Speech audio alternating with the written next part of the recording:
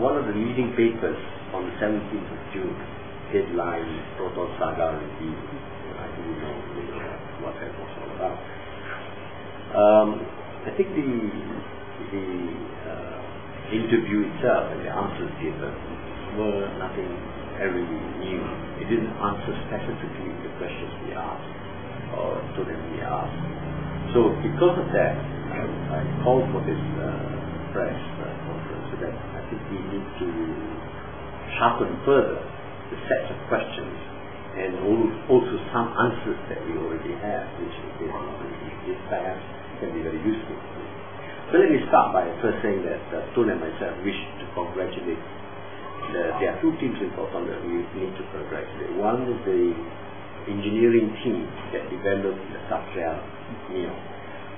The Satria Neo was developed almost 3 years ago.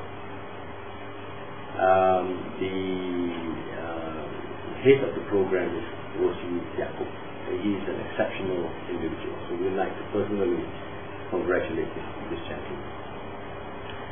In the Satria Neo, the best of Lotus minds and the best of the Proton mind was inside. That's why when you drive the car, everybody is raving about it, because right from the inception, the engineering was done with the best people.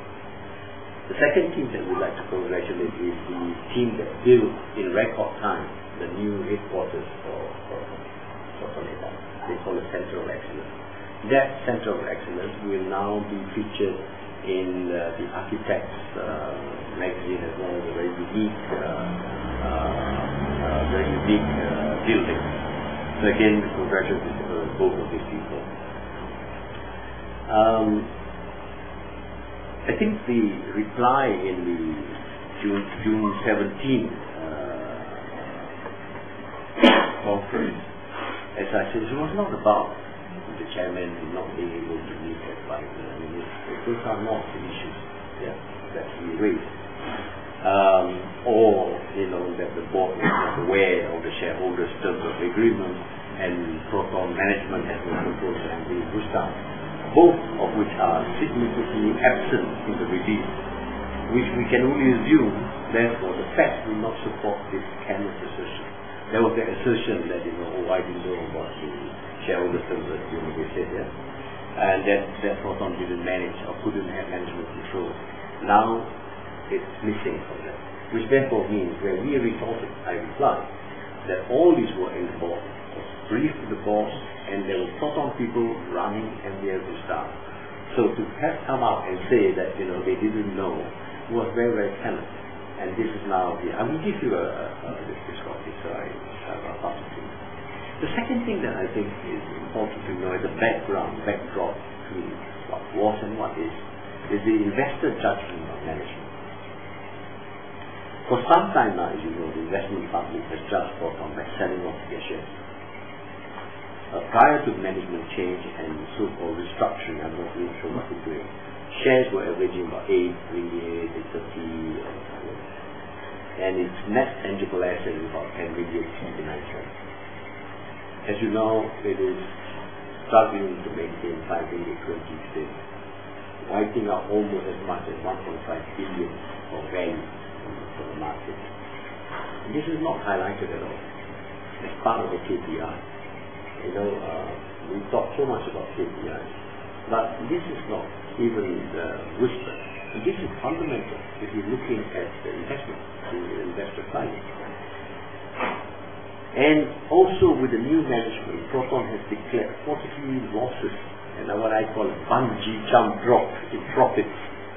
If you look at the latest accounts, they show the profit after tax of 46.7 million compared to 810 million under the previous management before they made some adjustments which I don't want to put without the adjustment, which is therefore a drop in profit of 763 million or 1,734% drop in profit. This again is not highlighted as well. Part of the investment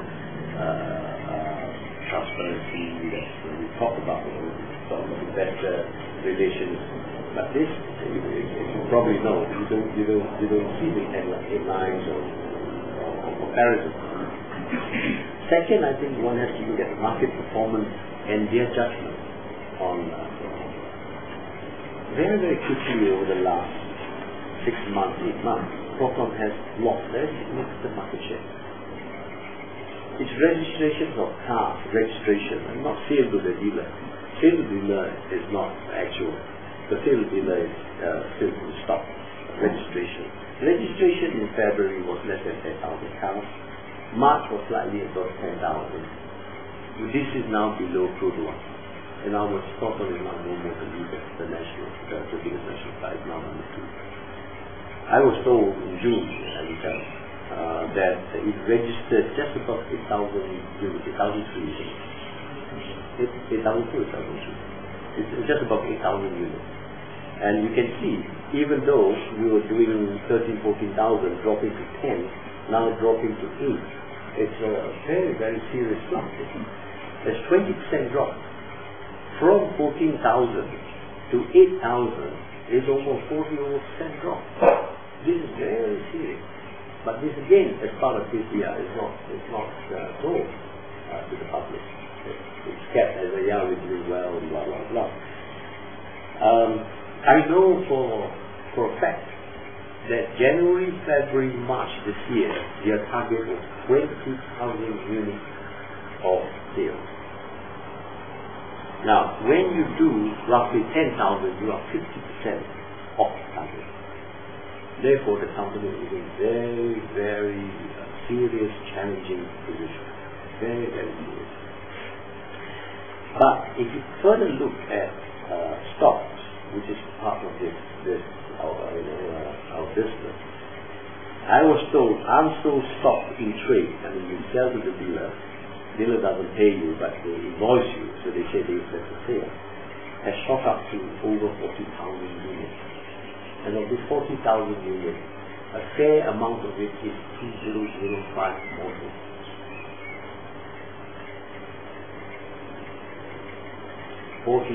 units. During my time, we used to have about 8,000 to 9,000 units in the system. Less than 10,000. Today it is 4 times, almost 5 times higher than what we used to. Then look at the cash. Look at the cash reserve.